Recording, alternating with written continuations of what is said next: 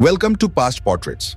आज के एपिसोड में हम एक ऐसे व्यक्ति की जिंदगी की गहराई से पड़ताल करेंगे जिनका नाम इतिहास के सबसे विवादित और प्रभावशाली नामों में आता है, अडोल्फ हिटलर। एक साधारण परिवार में जन्म लेकर कैसे हिटलर ने दुनिया को अपनी शक्ति और भय से प्रभावित किया, इस पर एक विस्तृत नजर डालेंगे।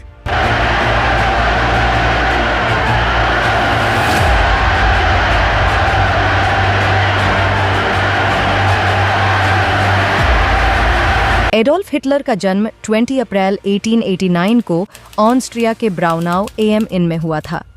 उनके पिता एलोइस हिटलर एक कस्टम्स ऑफिशियल थे और उनकी मां क्लारा हिटलर एक गृहिणी। हिटलर की बचपन की जिंदगी सामान्य और काफी संघर्षपूर्ण थी। उन्होंने शुरुआती शिक्षा लिंस और वियना में प्राप्त की, लेकिन कला के प्रति उनके सपने सफल नहीं हो पाए। वियना में रहने के दौरान हिटलर ने कला की पढ़ाई की, लेकिन उनकी कला की स्किल्स परखी नहीं गईं। इस असफलता ने उनकी सोच और विचारधारा को प्रभावित किया। यह समय उनके जीवन का एक महत्वपूर्ण मोड़ था, जहां उन्होंने अपने राजनीतिक विचारों की नींव रखी।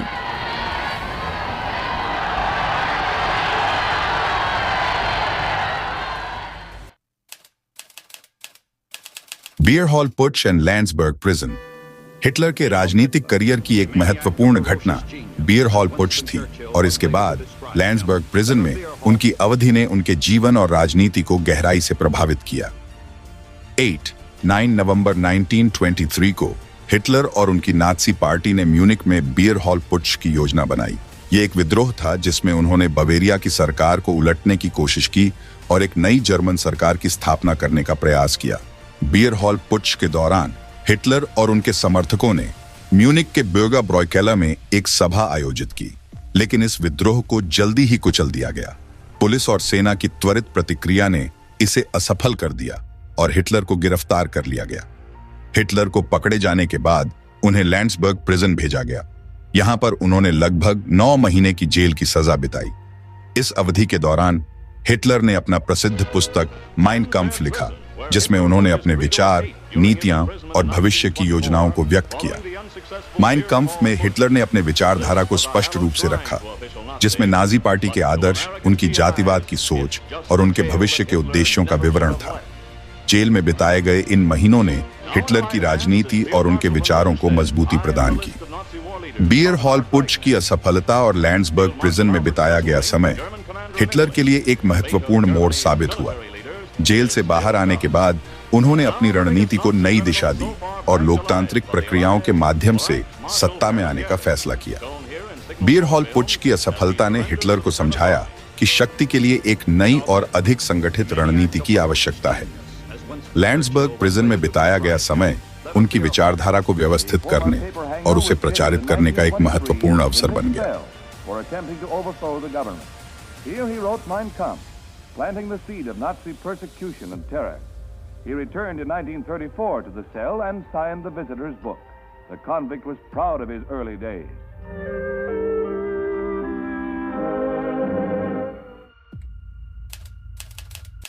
Rebuilding the Nazi Party.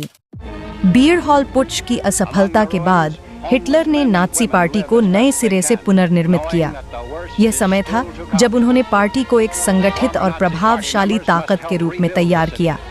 Hitler की जेल की सजा के बाद उन्होंने समझा कि भविष्य में सत्ता हासिल करने के लिए पार्टी को एक नई दिशा में ले जाना होगा।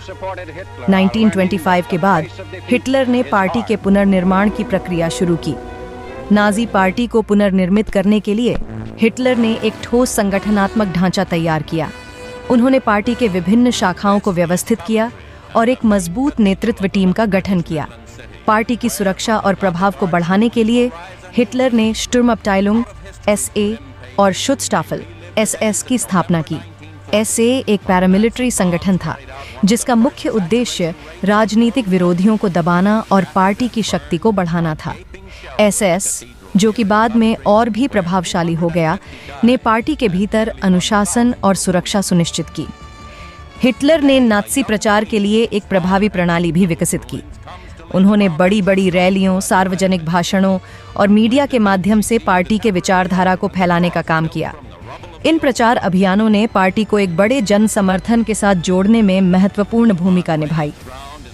पार्टी के पुनर्निर्माण के साथ साथ हिटलर ने चुनावी रणनीतियों पर भी ध्यान केंद्रित किया। उन्होंने विभिन्न राजनीतिक गठबंधनों और अलायंस का निर्माण किया, जो पार्टी की राजनीतिक स्थिति को मजबूत करने में मददगार साबित हुआ। 1930 के दशक की शुरुआत में नाज़ी पार्टी ने चुनावी सफलता प्राप्त की और एक प्रमुख राजनीतिक ताकत के रूप में उभरी। उनकी प्रभावशाली संगठनात्मक क्षमता और प्रचार के प्रभाव ने पार्टी को जर्मनी की राजनीति में एक महत्वपूर्ण स्थान दिलाया। हिटलर द्वारा नाज़ी पार्टी के पुनर्निर्माण ने पार्टी को एक प्रभावशाली राजनीतिक शक्ति बना दिया। इसके साथ ही उन्होंने एक मजबूत और अनुशासित संगठन तैयार किया, जो उनके राजनीतिक लक्ष्यों को पूरा करने के लिए आवश्यक था। This distinguished-looking German had been head of the Prussian Senate, famous as a city planner. Breuning administration. Breuning प्रशासन की अवधि जर्मन राजनीति के एक महत्वपूर्ण मोड़ का समय था। यह वह समय था जब जर्मनी गंभीर आर्थिक संकट और राजनीतिक अस्थिरता का सामना कर रहा था। आइए जानते हैं कि फ्रांस फॉन ब्रूनिंग की सरकार ने इस संकट का कैसे सामना किया। फ्रांस फॉन ब्रूनिंग, जो कि 1930 से 1932 तक जर्मनी के चांसलर थे, ने अपनी सरकार की शुरुआत एक कठिन समय में की। ब्रूनिंग को हंगर चांसलर के नाम से जाना गया, क्योंकि उनकी नीतियों ने बड़े पैमाने पर आर्थिक और सामाजिक संकट पैदा किया। ब्रूनिंग ने एक कड़े आर्थिक सुधार कार्यक्रम को लागू किया, जिसमें खर्च में कटौती और करों की वृद्धि शामिल थी। उनका उद्देश्य था आर्थिक स्थिरता लाना, लेकिन इन नीतियों के कारण बेरोजगारी में और वृद्धि हुई और सामाजिक असंतोष बढ़ गया। इन नीतियों ने सामाजिक और राजनीतिक असंतोष को जन्म दिया। बेरोजगारी की दर ने नई ऊंचाइयां छुईं और कई लोग ब्रूनिंग की नीतियों के खिलाफ प्रदर्शन करने लगे। ब्रूनिंग ने राष्ट्रपति पॉल वॉन हिंडनबर्ग की सहायता से कई महत्वपूर्ण फैसले किए, जो संसद की स्वीकृति के बिना लागू किए गए। इनमें आर्थिक सुधार और आपातकालीन कानून शामिल थे। इन राष्ट्रपति डिक्रीज ने लोकतांत्रिक संस्थाओं के खिलाफ एक चुनौती प्रस्तुत की। ब्रूनिंग की नीतियों और उनके द्वारा उठाए गए कठोर कदमों ने नाज़ी पार्टी को राजनीतिक लाभ पहुंचाया। नाज़ी पार्टी ने ब्रूनिंग की नीतियों की आलोचना करते हुए अपने समर्थन को बढ़ाया और धीरे धीरे एक प्रमुख राजनीतिक ताकत के रूप में उभरी। 1932 में ब्रूनिंग की सरकार को अंततः राजनीतिक असफलता का सामना करना पड़ा और उन्हें इस्तीफा देना पड़ा। उनकी सरकार के पतन ने जर्मन राजनीति में अस्थिरता को और बढ़ा दिया, जिससे एक नई राजनीति की दिशा की जरूरत महसूस हुई। ब्रूनिंग प्रशासन की अवधि ने जर्मनी के राजनीतिक और आर्थिक परिदृश्य को गहराई से प्रभावित किया। उनकी नीतियों और निर्णयों ने न केवल आर्थिक संकट को बढ़ाया, बल्कि राजनीतिक अस्थिरता की ओर भी ले गए, जो नाज़ी पार्टी के उदय के लिए एक उपजाऊ भूमि साबित हुआ। Appointment as chancellor. हिटलर की चांसलर के रूप में नियुक्ति जर्मन राजनीति के एक महत्वपूर्ण मोड़ का समय था। यह नियुक्ति नाज़ी पार्टी के सत्ता में आने की दिशा में एक महत्वपूर्ण कदम साबित हुई। आइए जानते हैं कि यह नियुक्ति कैसे और क्यों हुई। 1932 के चुनावों के बाद नाज़ी पार्टी ने जर्मन राइक्सटाग में सबसे बड़ी पार्टी के रूप में उभरते हुए काफी समर्थन प्राप्त किया। हालांकि हिटलर को चांसलर के रूप में नियुक्त करने की प्रक्रिया सरल नहीं थी। पॉल वॉन हिंडनबर्ग, जो उस समय जर्मनी के राष्ट्रपति थे, ने हिटलर को चांसलर के रूप में नियुक्त करने से पहले कई विचार विमर्श किए। हिंडनबर्ग ने हिटलर को एक प्रमुख राजनीतिक ताकत के रूप में देखा, लेकिन उन्हें हिटलर की नीतियों और आदर्शों पर पूरी तरह से भरोसा नहीं था। हिटलर ने चांसलर की पदवी हासिल करने के लिए कई राजनीतिक जोड़-तोड़ और गठबंधन बनाए। उन्होंने अन्य दलों और नेताओं के साथ बातचीत की और एक गठबंधन सरकार बनाने की कोशिश की। उनकी रणनीति ने हिंडनबर्ग को यह मानने पर मजबूर किया कि उन्हें हिटलर को चांसलर के रूप में नियुक्त करना होगा। 30 जनवरी 1933 को हिटलर को औपचारिक रूप से जर्मनी का चांसलर नियुक्त किया गया। यह नियुक्ति नाज़ी पार्टी की सत्ता में आने की दिशा में एक महत्वपूर्ण मोड़ था। हिटलर ने इस अवसर पर अपने उद्घाटन भाषण में जर्मनी को एक नई दिशा देने की बात की। चांसलर के रूप में नियुक्त होने के बाद हिटलर ने तेजी से अपनी नीतियों को लागू करना शुरू किया। उन्होंने नाज़ी पार्टी के एजेंडे को राष्ट्रीय स्तर पर लागू करने के लिए कई महत्वपूर्ण निर्णय किए, जिनमें राजनीतिक विरोधियों पर दबाव डालना और पार्टी की ताकत को बढ़ाना शामिल था। हिटलर की चांसलर के रूप में नियुक्ति ने जर्मनी की राजनीति और समाज में एक नया अध्याय शुरू किया। यह नियुक्ति न केवल नाज़ी पार्टी की सत्ता में आने की दिशा में एक महत्वपूर्ण कदम था, बल्कि यह द्वितीय विश्व युद्ध की ओर ले जाने वाले घटनाक्रमों की शुरुआत भी थी। Besorgen Sie dabei für uns nicht eine materielle Angelegenheit. Denn ich hoffe noch immer, dass wir ein Wettrüsten mit England vermeiden können, sondern einen Akt der Selbstachtung. Reichstag and March election. Hitler की chancellor के रूप में नियुक्ति के बाद Germany में कई महत्वपूर्ण घटनाएं घटी, जिनमें राइक्सटैग फायर और मार्च 1933 के चुनाव प्रमुख थे। इन घटनाओं ने नाजी पार्टी की शक्ति को मजबूत करने में महत्वपूर्ण भूमिका निभाई। आइए जानते हैं इन घटनाओं के बारे में। 27 फरवरी 1933 को जर्मन राइक्सटैग भवन में एक बड़ा आगजनी हादसा हुआ, जिसे राइक्सटैग फायर के नाम से जाना जाता है। इस आगजनी ने जर्मन राजनीतिक परिदृश्य में एक बड़ा उथल-पुथल मचा दिया। आगजनी के तुरंत बाद हिटलर ने इसे एक राजनीतिक षड्यंत्र के रूप में पेश किया और इसे अपने विरोधियों के खिलाफ एक हथियार के रूप में इस्तेमाल किया। उन्होंने इसे कम्युनिस्टों और अन्य राजनीतिक विरोधियों द्वारा की गई साजिश के रूप में प्रस्तुत किया। राइक्सटैग फायर के तुरंत बाद हिटलर ने राष्ट्रपति पॉल फॉन हिंडनबर्ग से एक आपातकालीन डिक्री प्राप्त की, जिसे राइक्सटैग फायर डिक्री कहा गया। इस डिक्री ने व्यक्तिगत स्वतंत्रता और प्रेस की स्वतंत्रता को सीमित कर दिया और कई राजनीतिक विरोधियों को गिरफ्तार कर लिया। इसके साथ ही हिटलर ने इनेबलिंग एक्ट को लागू किया, जिससे उसे और उसकी सरकार को संसद से कानून पारित करने की शक्ति प्राप्त हुई। इस कानून ने नाजी पार्टी को जर्मन राजनीति में एक मजबूत स्थिति दी और अन्य दलों को कुचलने का रास्ता तैयार किया। मार्च 1933 में जर्मनी में नए चुनाव हुए। इन चुनावों ने नाजी पार्टी को एक बड़ा जन समर्थन प्राप्त करने का अवसर प्रदान किया। हिटलर और उनकी पार्टी ने चुनाव प्रचार के दौरान अपने विरोधियों के खिलाफ उग्र प्रचार किया और चुनावी जीत हासिल की। 1933 के चुनाव में नाजी पार्टी को बहुमत प्राप्त हुआ, जिससे उन्हें संसद में पूर्ण नियंत्रण प्राप्त हुआ। इस चुनावी सफलता ने हिटलर को अपने एजेंडे को लागू करने में और भी अधिक शक्ति प्रदान की।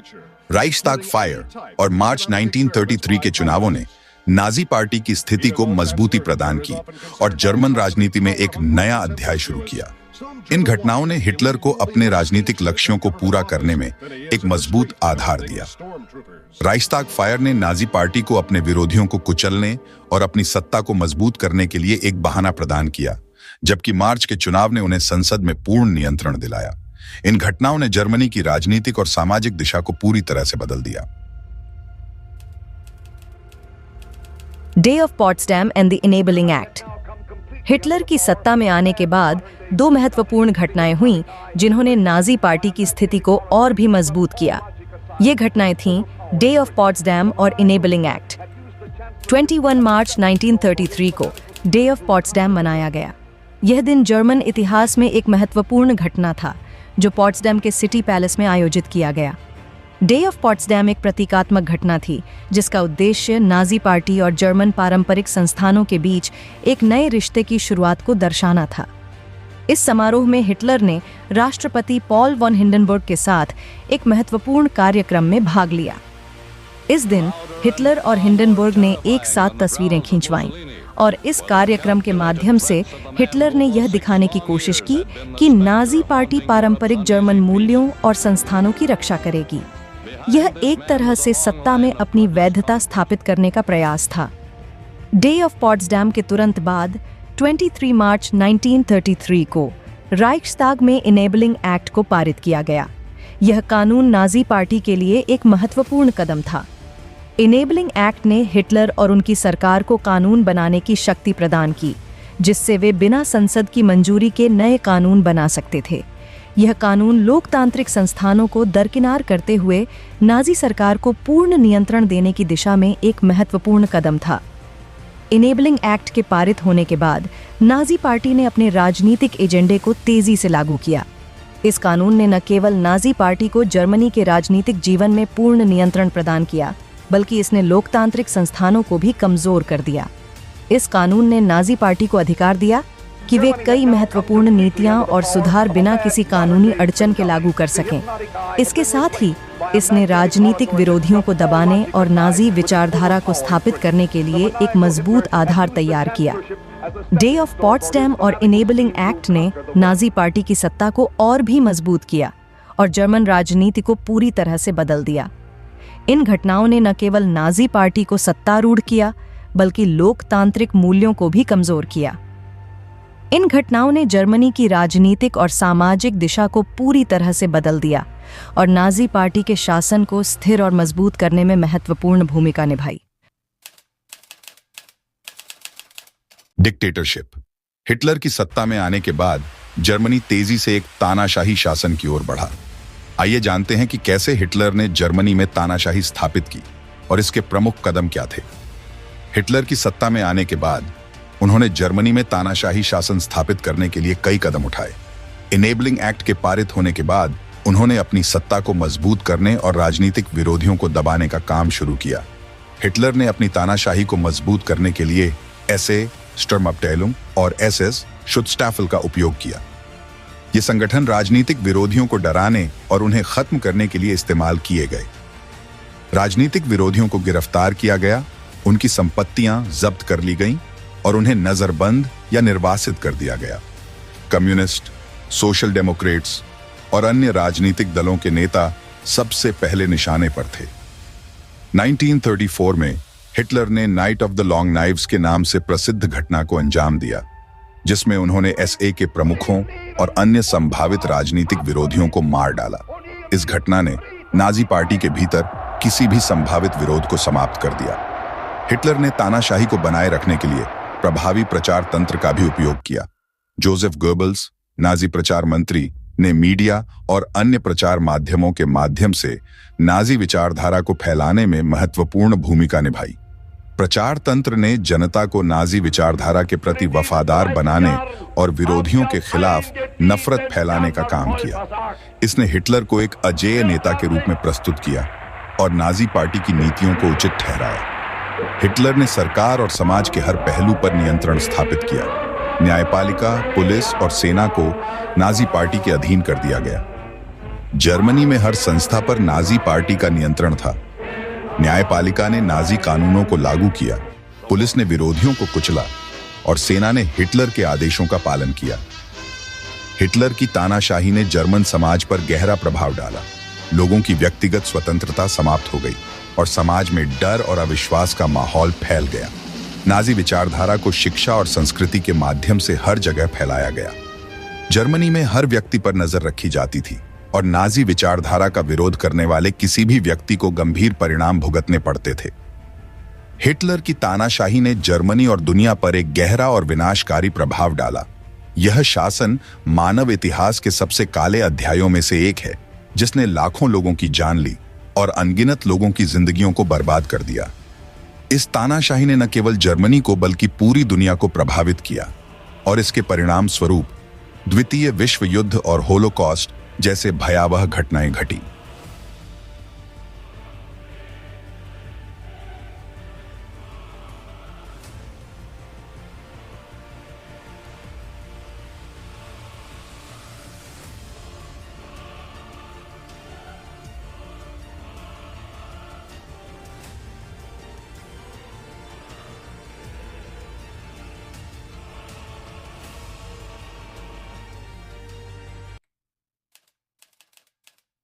रियरमेंट एंड न्यू अलायंसेज। हिटलर की तानाशाही के तहत जर्मनी ने तेजी से सैन्य ताकत को पुनर्स्थापित किया और नई अंतर्राष्ट्रीय संगठनों के साथ गठबंधन किया। आइए जानते हैं कि कैसे हिटलर ने जर्मनी की सैन्य शक्ति को पुनर्जीवित किया और अपने विदेशी संबंधों को मजबूत किया। 1930 के दशक की शुरुआत में हिटलर ने जर्मनी की सैन्य शक्ति को पुनर्जीवित करने का अभियान शुरू किया। इस प्रयास के तहत उन्होंने सैन्य उत्पादन को बढ़ाया और नाजी सैन्य मशीनरी को आधुनिक बनाया। हिटलर ने 1935 में जर्मनी के सैन्य पुनः संचालन की घोषणा की, जिसे ट्रीटी ऑफ वर्साइज का उल्लंघन माना गया।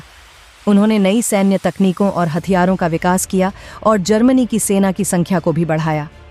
इस पुनः संचालन ने जर्मनी को एक शक्तिशाली सैन्य ताकत बना दिया।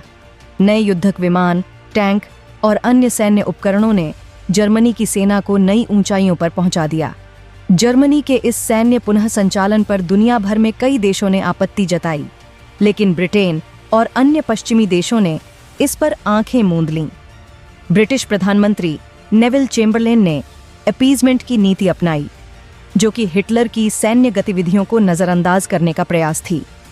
इस नीति के तहत चेम्बरलेन और अन्य पश्चिमी नेता हिटलर के साथ बातचीत करने लगे और उसकी कुछ मांगों को स्वीकार करने लगे, जैसे कि सारलैंड और राइनलैंड के क्षेत्रों में सैन्य पुनः संचालन। हिटलर ने जर्मनी की अंतर्राष्ट्रीय स्थिति को मजबूत करने के लिए नई गठबंधनों की स्थापना भी की। 1936 में उन्होंने एंटी कमिंटर्न पैक्ट पर हस्ताक्षर किए, जिसमें जर्मनी और जापान के बीच एक समझौता हुआ जो कि सोवियत संघ के खिलाफ था। इस समझौते के तहत जर्मनी और जापान ने सोवियत संघ के खिलाफ मिलकर काम करने का वादा किया। बाद में इटली भी इस गठबंधन में शामिल हो गया और इसे रोम बर्लिन टोक्यो एक्सिस के नाम से जाना जाने लगा। हिटलर ने बेनितो मुसोलिनी के साथ भी निकटता बढ़ाई। दोनों नेताओं ने मिलकर फैशिस्ट शासन की विचारधारा को साझा किया और अपने देशों के बीच आर्थिक और सैन्य सहयोग को मजबूत किया। इस सहयोग ने नाजी जर्मनी और फैशिस्ट इटली के बीच एक सुदृढ़ गठबंधन को जन्म दिया, जो बाद में एक्सिस पावर्स के नाम से जाना गया।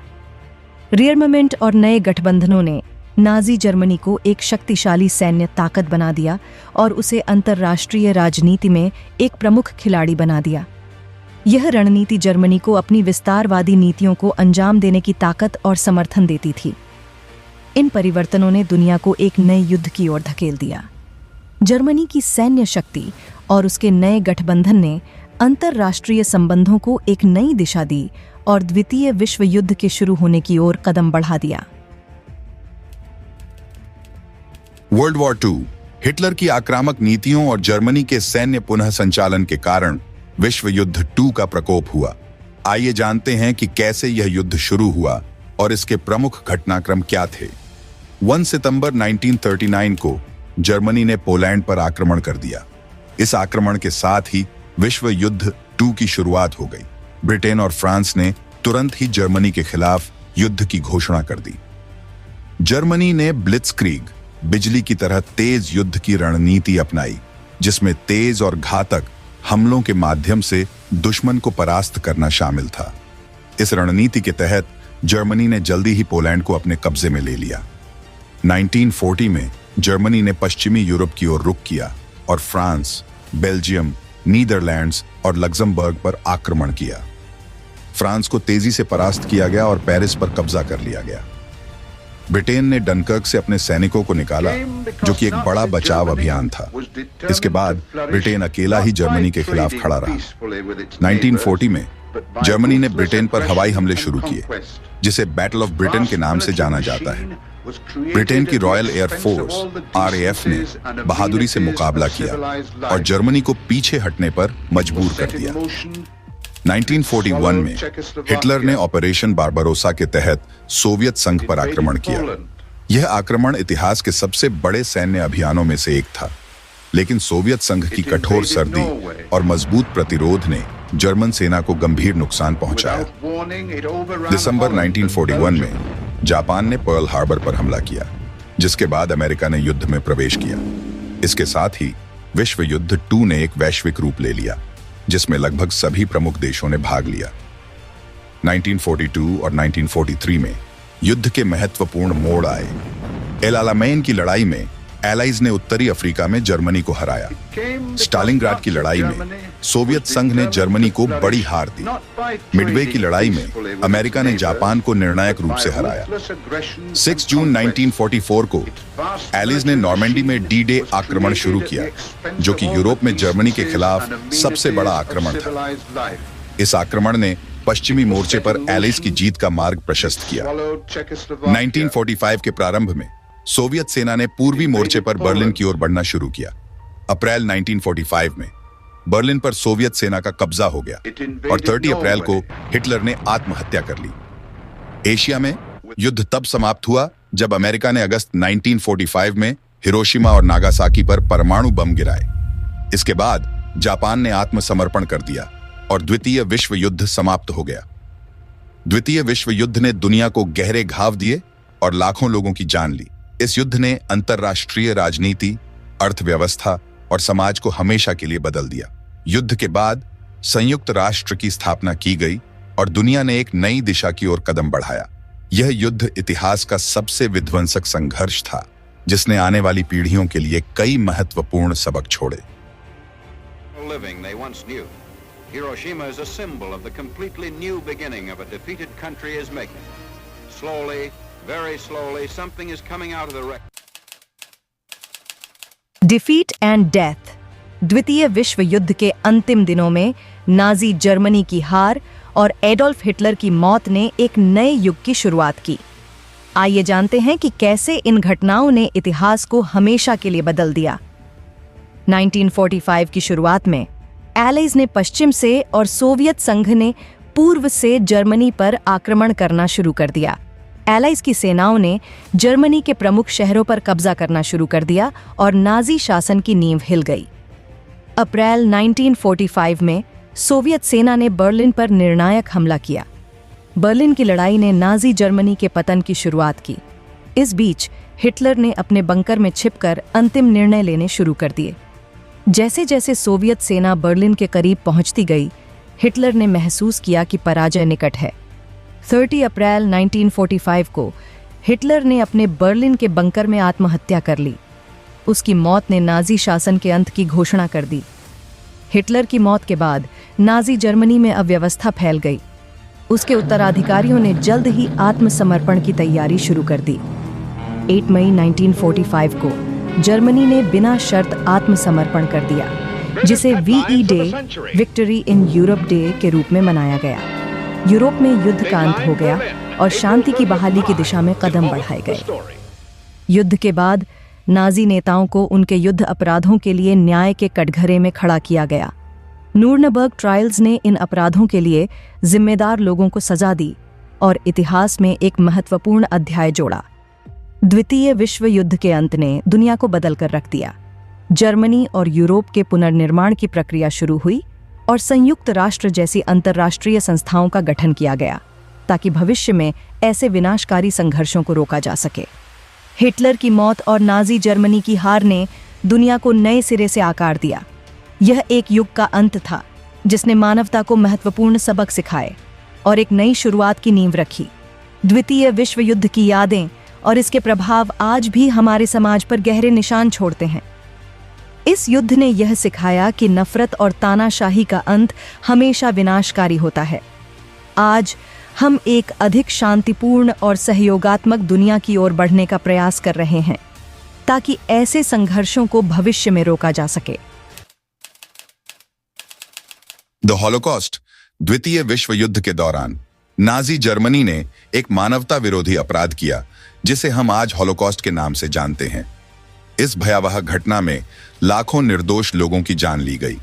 आइए जानते हैं इस त्रासदी के बारे में। हॉलोकॉस्ट की शुरुआत 1933 में एडोल्फ हिटलर के सत्ता में आने के साथ हुई। नाजी शासन ने यहूदियों, रोमानी लोगों, विकलांगों और अन्य अल्पसंख्यकों को निशाना बनाना शुरू किया। 1935 में नाजी सरकार ने न्यूरेमबर्ग लॉज लागू किए, जिसने यहूदियों के नागरिक अधिकारों को छीन लिया और उन्हें समाज से अलग थलग कर दिया। 10 नवंबर 1938 को क्रिस्टलनाcht या नाइट ऑफ ब्रोकन ग्लास के नाम से जाना जाने वाला घटना घटी। इस रात नाजियों ने यहूदी व्यवसायों, घरों और पूजा स्थलों पर हमला किया, जिससे बड़े पैमाने पर हिंसा और विनाश हुआ।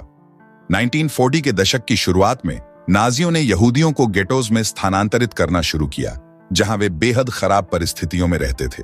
बाद में उन्हें बंदी गृहों और निर्वासित शिविरों में भेजा गया। हॉलोकॉस्ट के दौरान नाजियों ने पूरे यूरोप में कई कॉन्सेंट्रेशन कैंप्स और एक्सटर्मिनेशन कैंप्स स्थापित किए। ऑश्विट्ज, ट्रेब्लिंका और सोबीबर जैसे कैंपों में लाखों लोगों को व्यवस्थित रूप से हत्या की गई। ऑश्विट्ज सबसे कुख्यात एक्सटर्मिनेशन कैंप था, जहां लाखों यहूदियों को गैस चैम्बरों में मारा गया। इन कैंपों में आने वाले अधिकतर लोग सीधे मौत के घाट उतार दिए जाते थे। 1945 में एलिस की सेनाओं ने इन कैंपों को मुक्त किया और दुनिया को इनकी भयावहता के बारे में पता चला। बचे हुए लोगों ने अपने परिवारों, घरों और जीवन के अन्य पहलुओं को खो दिया था।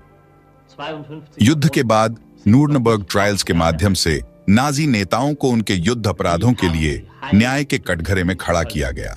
इन ट्रायल्स ने मानवता के खिलाफ किए गए अपराधों के लिए जिम्मेदार लोगों को सजा दी। हॉलोकॉस्ट मानव इतिहास की सबसे भयानक घटनाओं में से एक है।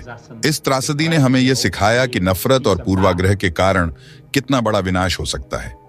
आज दुनिया भर में हॉलोकॉस्ट मेमोरियल्स और स्मारक स्थलों के माध्यम से हम उन लाखों निर्दोष लोगों को याद करते हैं जिन्होंने इस भयावहता में अपनी जान गंवाई। यह हमारी जिम्मेदारी है कि हम इस इतिहास को कभी न भूलें और सुनिश्चित करें कि भविष्य में ऐसा कभी न हो।